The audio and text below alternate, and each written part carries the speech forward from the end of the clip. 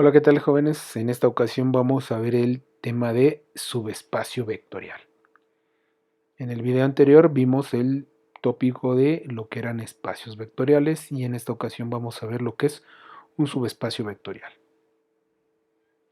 Dado un espacio vectorial B, se dice que un subconjunto S de ese espacio vectorial B es un subespacio, siempre y cuando contenga al vector 0 y además al efectuar las operaciones de suma y producto por un escalar S, el resultado nuevamente pertenece o sigue perteneciendo a ese subconjunto.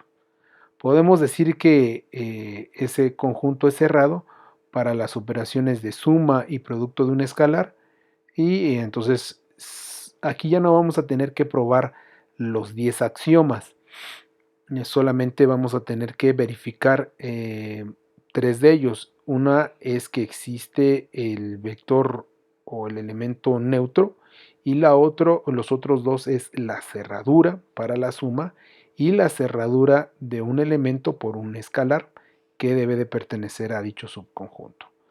En términos escolares, nosotros vamos a estar probando casi siempre subespacios vectoriales, no tanto espacios vectoriales, porque los espacios vectoriales son más reducidos en cuanto a número, pero los subespacios, bueno, son los que vamos a tener que probar en los ejercicios. Vamos a checar algunos ejemplos. Y nos dicen, comprueba que la recta y igual a x es un subespacio en R2. ¿Qué significa esto? Que debe de cumplirse con estas tres características o tres axiomas que deben de cumplir para que sea un subespacio. En este caso, la recta y igual a x está formado por los vectores a, a. Si aquí esto es 1, lleva a ser 1.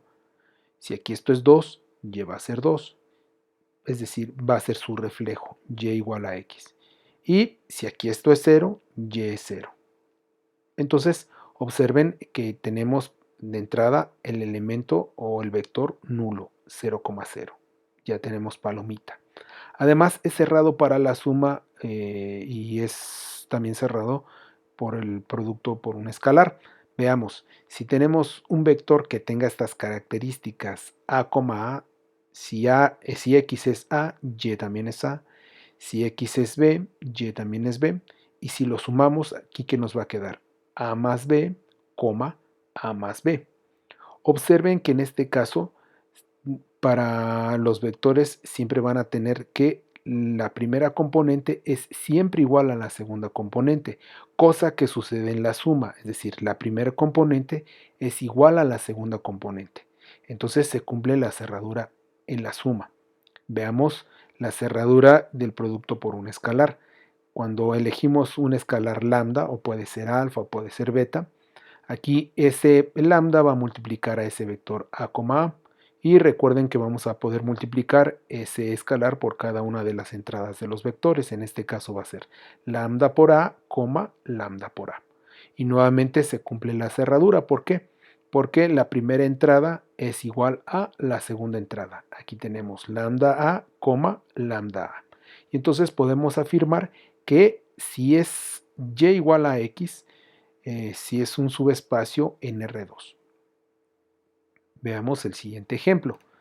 Dice, con una matriz de 2 por 2, el conjunto de matrices de 2 por 2 simétricas, si es un subespacio vectorial. Vamos a checar que es una matriz de 2 por 2 simétrica. Aquí tenemos en nuestra diagonal principal A y D, pero para que sea simétrica, en este caso, la entrada 1, 2 es igual a la entrada 2, 1.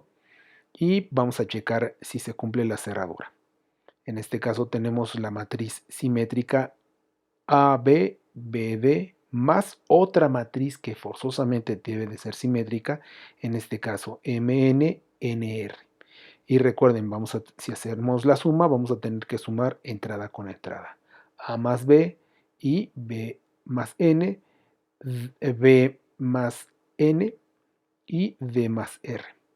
Y observen que esta nueva matriz también es simétrica al igual que la original. ¿Por qué? Porque en este caso la entrada 1, 2 va a ser igual a la entrada 2, 1. Y vamos a checar el producto de un escalar por esa matriz simétrica. Va a ser lambda por A, lambda por B, lambda por B y lambda por D.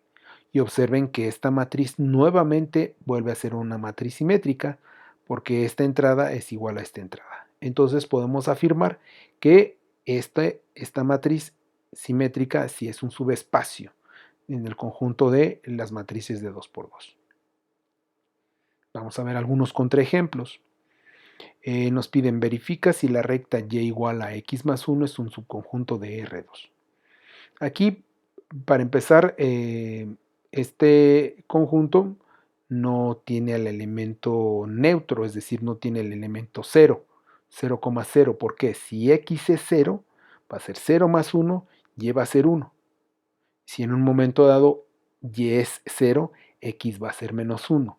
Es decir, nunca va a existir el elemento 0,0. Y entonces, automáticamente nosotros cuando veamos eso ya podemos afirmar que este no es un subespacio en R2. Otra forma también es, por ejemplo, si queremos checar la cerradura. Tenemos un vector de la forma A, A más 1. ¿Por qué? Bueno, porque si x es A, entonces va a ser A, A más 1. Y vamos a poner otro vector que tenga también esa forma, que en este caso podría ser B, y B más 1. Si nosotros sumamos entrada con entrada, ¿qué nos va a quedar? A más B, A más 1 más B más 1. Si sumamos, nos va a quedar A más B y 1 más 1 nos va a quedar 2. Observen que este vector no tiene en este caso esta forma. Debería de tener la forma A más B, A más B más 1, no más 2. Y entonces se dice que no se cumple la cerradura. Por lo tanto, no es un subespacio vectorial. Veamos otro ejemplo. Determina si el conjunto de matrices que tienen esta forma es un subespacio de las matrices de 2 por 2. Vamos a checar que no se cumple la cerradura. Tenemos una matriz A más 1, C, B, D menos 1, más otra matriz que tenga la misma forma, en este caso M más 1, S, N y R menos 1. Y vamos a sumar entrada con entrada, ¿sí? Observen que nuevamente esta matriz no cumple con esta característica. ¿Por qué? Porque aquí tendremos A más 2, perdón, A más M más 2. Y aquí tendría que ser A más M más 1. Y aquí tenemos un 2. Y aquí debería de ser D más R menos 1. Y tenemos un menos 2. Por lo tanto, se dice que no cumple en este caso la cerradura para la suma. En consecuencia, no es un subespacio vectorial. En la plataforma voy a adjuntar un documento donde hay una serie de puntos que te van a dar claves para que identifiques cuando un conjunto o un subconjunto forma o no un subespacio vectorial.